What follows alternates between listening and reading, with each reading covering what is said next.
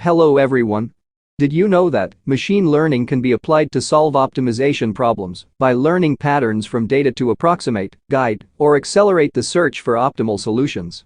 It can model complex or expensive objective functions using surrogate models like neural networks or Gaussian processes, enabling efficient exploration through methods such as Bayesian optimization.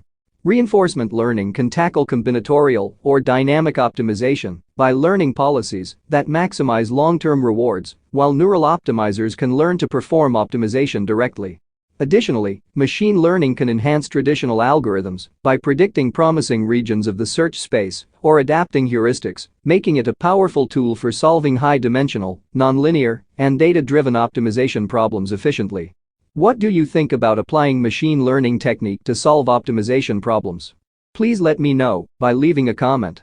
Thank you very much for watching and see you in the next video.